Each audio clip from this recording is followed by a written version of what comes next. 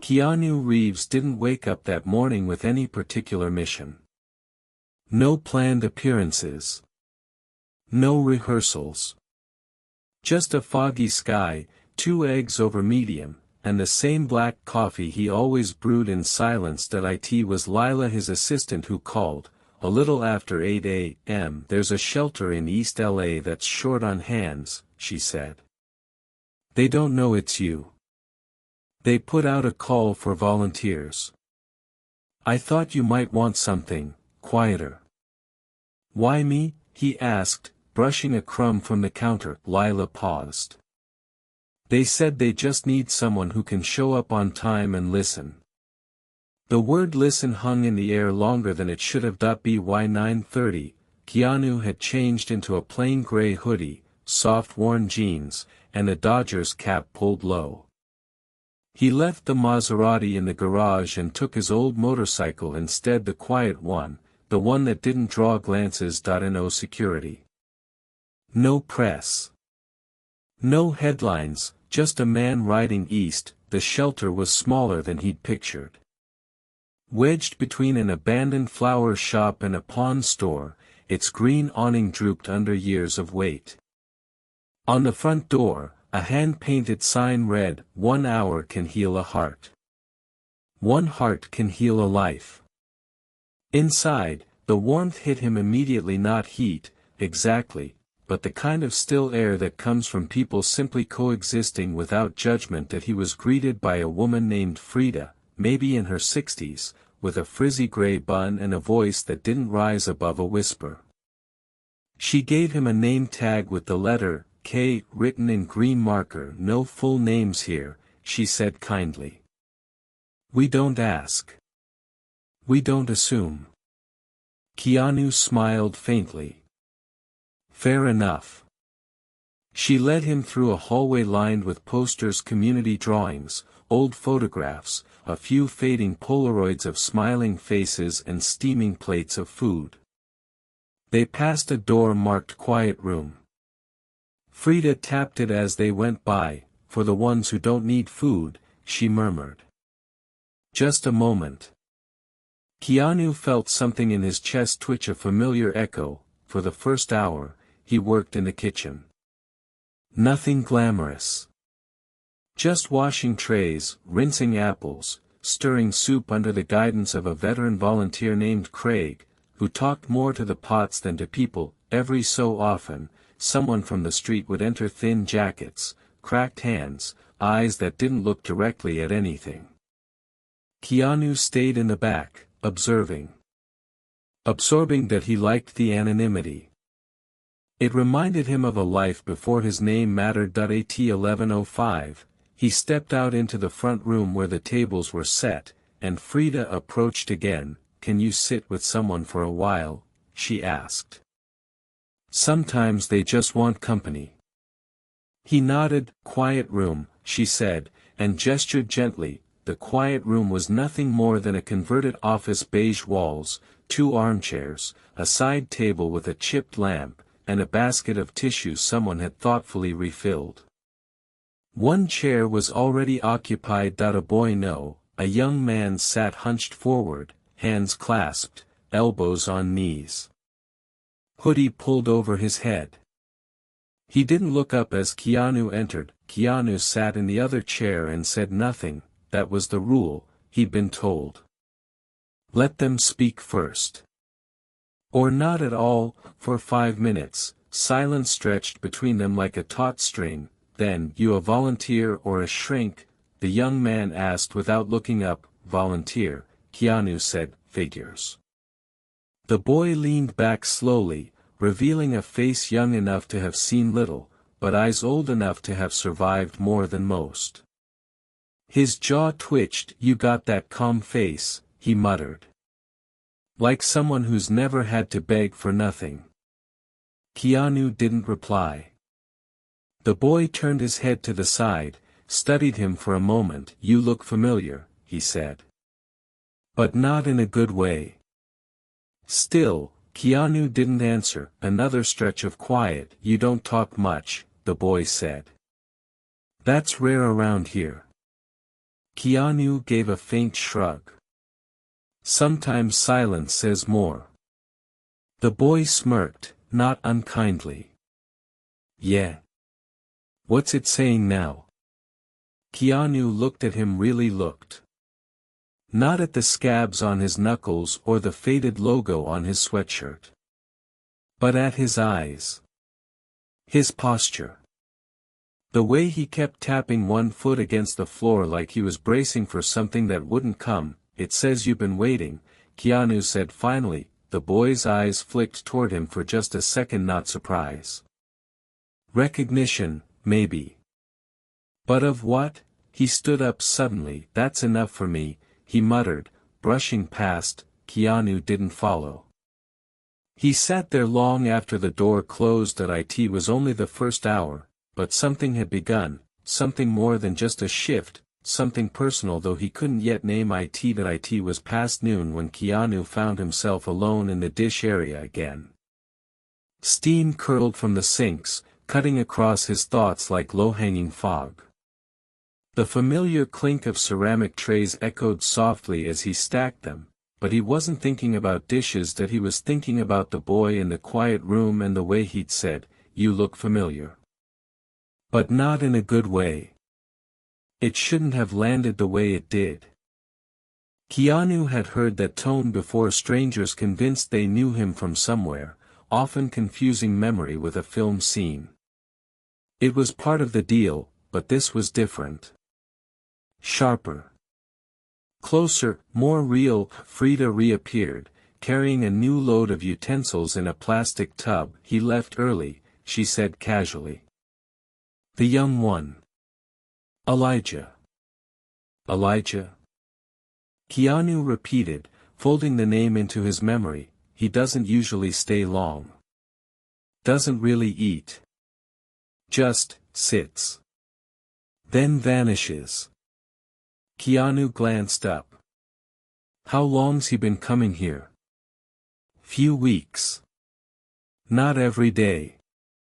Comes and goes like a paper on the wind. Never gives his last name. She paused, watching him a moment. He sat with you longer than he sat with anyone. Keanu returned to wiping a tray, but his hands moved slower now. That evening, he drove home with the windows open. Sunset poured over the hills like melted amber, turning the road into something dreamlike. But the warmth didn't reach his chest. That he kept hearing the boy's voice, "You got that calm face." Like someone who's never had to beg for nothing. It wasn't anger in the words, not entirely. It was disappointment, cracked at the edges. At home, he stood in his hallway for almost 10 minutes, staring at the small wooden box on the hallway shelf. Letters. Thousands of them, collected over the years. Some unopened. Some read and forgotten. That he didn't open the box, not yet. Instead, he walked past it and sat down in the dark, letting the silence grow around him. The next day, he returned to the shelter. No press. No preamble. Frida smiled when she saw him. Didn't expect you back so soon. I've got time, he said simply. This time he served lunch, moving up and down the line, ladling soup, placing apples on trays, nodding when people said thank you. He liked the rhythm. It quieted the noise in his head, but as the hours passed, he kept glancing toward the entrance. Elijah didn't come, not that day, not the next by Friday. Keanu found himself volunteering again. Frida didn't question it. She simply handed him gloves and pointed to the potatoes. You're a quiet one, she said while peeling alongside him. I've always liked quiet, he murmured. She chuckled. Quiet's good. Unless you use it to hide. He paused, the words felt aimed, even if they weren't. By week's end, Keanu stopped by the quiet room again. Empty. Always empty now. He sat anyway. 10 minutes.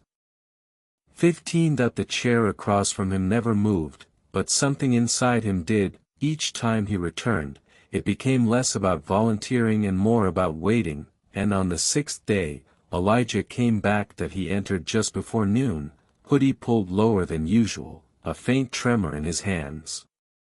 He stood in the entrance as if debating whether to stay. Then, spotting Keanu across the room, not in the quiet room this time, but behind the food line, he froze. Keanu caught his gaze and offered a nod. Not a smile. Just acknowledgement. Elijah looked away and walked past. Didn't take a tray. Didn't speak, but he didn't leave either. Instead, he went to the corner, where an old piano stood barely tuned, keys worn to bone. No one had touched it all week. Elijah sat down and placed his fingers on the keys. He didn't play anything recognizable. Just sounds. Long, slow, wandering chords, like thoughts being sorted through melody. Keanu stopped ladling. Others turned to listen. That it was the kind of playing you didn't hear as music, more like someone breathing through wood and wire. When he finished, Elijah didn't look up, but as he passed Keanu on his way out, he muttered, "Don't think I'm playing for you." Keanu said nothing, only watched him disappear again through the door. That night, Keanu stood in his hallway again. This time he opened the wooden box. Letters spilled like leaves, some yellowed with age, some still in their pristine envelopes that he thumbed through them slowly. Birthday cards. Thank yous. Requests. Fan art from children. Stories of loss. Of love, and one envelope wrinkled, addressed in shaky handwriting, bore a return address he didn't recognize at first. E. Barron, Hawthorne Avenue. Los Angeles. No mention of Elijah, just the initials that he didn't open it. Yet, there are moments in life that ask nothing of you, no decisions, no actions. They just sit with you, heavy and unmoving, like the letter Keanu Reeves now held in his hands. E. Barron, Hawthorne Avenue, postmarked. 4 years ago. He turned the envelope over again. The seal was still intact. It was thinner than most letters. Just a single page, probably. Written by someone who didn't want to take up space. That he didn't open it, not yet. Instead, he set it on the kitchen counter beside a glass of untouched water and stared at it until morning. At the shelter, Frida was tending to a stack of donated coats, her brows knit in worry. Weather's turning, she muttered. Some of these don't even have linings. Keanu nodded and helped her separate the threadbare from the wearable.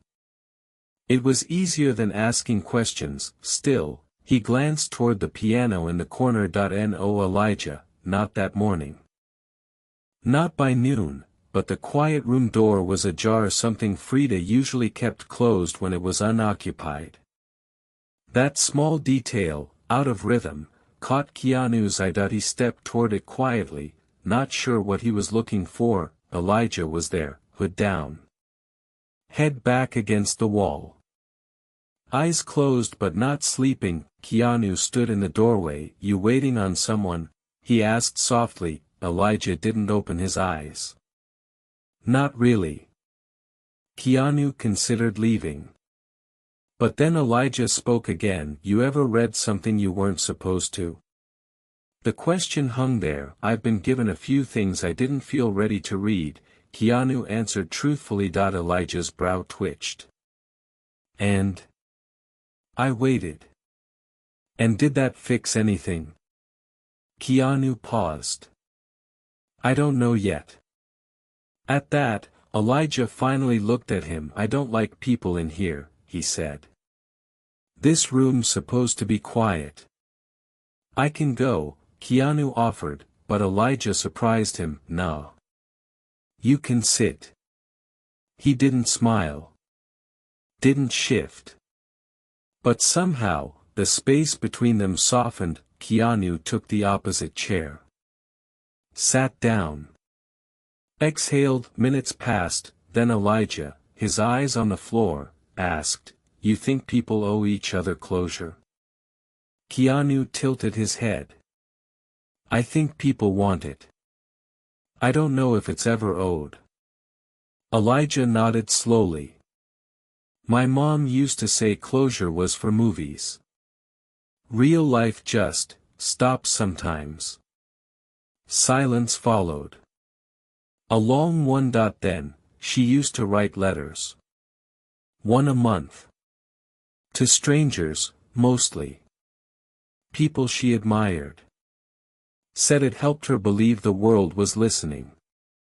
Keanu's chest grew tight. I used to think it was stupid, Elijah went on. But now I kind of get it. You write because you need something to leave behind. Even if nobody reads it. He stood up, suddenly self-conscious, as if he'd said too much. I gotta go, he mumbled. Do you need anything? Keanu asked. Elijah stopped in the doorway. His hands fidgeted at his sides. Ever heard of a place called Hawthorne Avenue? He asked. Keanu hesitated. Just a beat. Too short to be noticed, but he felt it. Maybe, he said carefully. Why? Elijah shrugged. It's where we used to live. Before everything. Before what? Keanu wanted to ask, but Elijah was already gone. That evening, Keanu sat back in his home with the envelope before him again. It didn't seem as small anymore. The name was clear now. Not just a fan letter. Not just another piece of unopened praise. Baron. He remembered her, vaguely. A woman who'd written before. Kind notes. Ones he'd seen and set aside meaning to reply, and this letter, this one from 4 years ago, arrived when he was deep in grief. When he had shut out everything, including the voices that mattered. It was one of many he hadn't had the strength to read, but this one had a son, and that son was not just another face in the crowd. Keanu opened the envelope, just one page. Handwritten. No flowery language. No quotes or dramatic pleas, just a voice. Quiet. Real. Dear Mr. Reeves, I don't know if you'll ever read this, but I wanted to thank you. Not for the movies, though I've seen most. I wanted to thank you for the way you speak about kindness and loss, because it made me feel less alone. I'm sick now. My son, Elijah, is taking care of more than a boy should have to. He doesn't believe in actors or role models. Says people like you don't see us. I hope you'll prove him wrong. Sincerely, Eloise. Baron. Keanu read it twice. Then again, and the silence that followed wasn't comforting. It was the kind that asks something of you. He returned to the shelter the next day, carrying nothing but the letter folded neatly in his coat pocket. Frida met him at the door with a sigh of relief. Elijah's back. Keanu's heart stirred. Where is he? Frida gestured to the piano. Elijah sat on the bench, staring at the keys, not playing. He asked if you'd be in today, she said. Keanu nodded and walked over, slow and deliberate. Elijah looked up. Hey. Hey. A pause. I read something, Keanu said gently. And I think it was meant to be read. Elijah's face darkened. What? Keanu didn't pull out the letter, not yet. Instead, he sat beside him on the bench. Can I ask what she was like? Keanu asked. Your mom. Elijah blinked. The question clearly startled him. Then, softly, he said, she believed in people who didn't know she existed. And for the first time, Keanu heard Elijah's voice break. The bench creaked beneath them, but neither Keanu nor Elijah moved. The piano keys remained untouched. Outside, faint city sounds filtered through the cracked window, a siren in the distance, the muffled rhythm of a passing bus, wind rubbing against old shutters. Elijah spoke first. She used to play, he said. That's why I sit here. I'm not her. I never really learned. But sometimes, it feels like she's close when I try. Keanu nodded gently. Do you remember what she played? Elijah exhaled. Yeah. But I don't touch her songs. Feels wrong. He glanced at Keanu sideways. You know what's strange? The world didn't stop when she died. That felt offensive. Keanu looked at him carefully. You wanted it to. Didn't everyone? Elijah shrugged. I mean, she was my world. Shouldn't that matter? It did. More than Elijah knew, but Keanu didn't speak yet. He let the silence settle, the way grief sometimes needed to. Then, slowly, Keanu reached into the inside pocket of his coat. I need to show you something, he said. But only if you want to see it. Elijah's eyes narrowed. What is it? Keanu held out the folded letter, soft at the edges now, worn from too many rereads in a single night. Elijah's breath hitched. Where did you get that? She wrote to me, Keanu said quietly. I found this, last week. Elijah stood up abruptly, the bench shrieking beneath him. You're him, aren't you? His voice shook, not from anger, not fully. From something older. More raw. Keanu didn't stand. He didn't make excuses. I am, he said. You've been here this whole time, Elijah said, staring, as if trying to rearrange the face before him into something he could forgive. Serving soup, sitting in rooms, pretending you're just K. Why? Keanu looked up, meeting the storm in Elijah's gaze. Because I needed to be someone other than who I was when I missed her letter. The room fell still. Elijah's fists clenched at his sides, not in violence, in helplessness. She died thinking you didn't care. Keanu nodded slowly. I can't change that. I would if I could. He stood now, not approaching, just rising to meet the moment, but I can care now. And I can listen. And if you want to tell me who she really was, I'll sit here all day. Elijah turned away, gripping the edge of the piano. He didn't speak for a long while, but then, without turning back, he said, she hummed when she cooked. Always out of tune. Said her food needed rhythm. Keanu smiled softly. That's beautiful. She wore this hideous green apron, Elijah added. I hated it. But now I'd give anything to see it again. Keanu sat back down. He didn't ask more. Didn't guide the conversation. He just let Elijah talk, and talk he did. For the next hour, Elijah spoke in broken fragment stories of sunlit mornings, overcooked rice, the way his mother tapped spoons against the counter like a metronome. He talked about the hospital, about the nights she didn't let him see her cry. About the letter, how he convinced her to write it. How he checked the mailbox every day for a reply until she passed. I wanted her to have something, you know. Elijah said. She deserved to feel seen. She was, Keanu said firmly. She is. And Elijah, for the first time, let the tears come. No sobbing. Just silent drops tracing down his cheeks, soft as the memory of a lullaby. After Elijah left that day, Keanu stayed in the quiet room. He held the letter again. He read it once more, not as a stranger now, but as someone who had finally seen the full picture. He thought about how many letters he had never read.